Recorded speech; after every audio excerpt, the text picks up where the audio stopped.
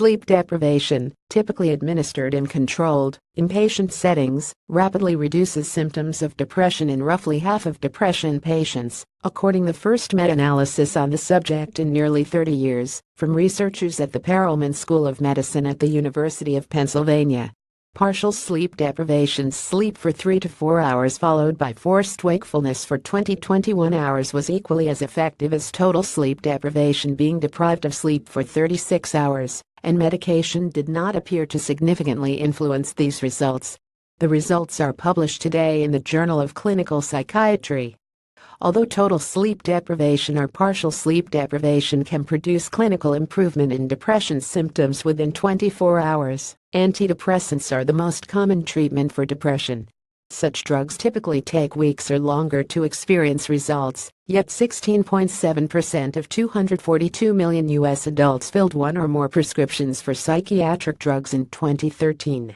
The findings of this meta-analysis hope to provide relief for the estimated 16.1 million adults who experienced a major depressive episode in 2014. Previous studies have shown rapid antidepressant effects from sleep deprivation for roughly 40-60% of individuals, yet this response rate has not been analyzed to obtain a more precise percentage since 1990, despite more than 75 studies since then on the subject. More than 30 years since the discovery of the antidepressant effects of sleep deprivation, we still do not have an effective grasp on precisely how effective the treatment is and how to achieve the best clinical results, said study senior author Philip German, Ph.D., an associate professor of psychiatry and member of the Pan Sleep Center, who also treats patients at the Corporal Michael J. Crescen's VI Medical Center.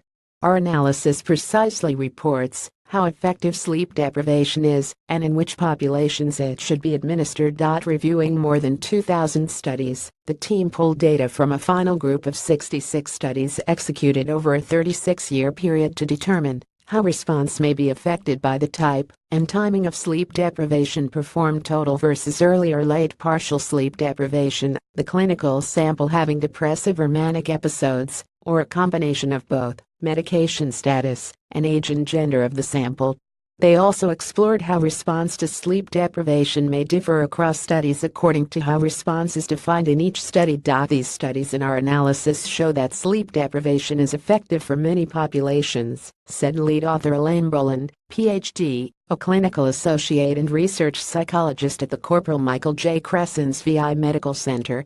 Regardless of how the response was quantified, how the sleep deprivation was delivered, or the type of depression the subject was experiencing, we found a nearly equivalent response rate. The authors note that further research is needed to identify precisely how sleep deprivation causes rapid and significant reductions in depression severity.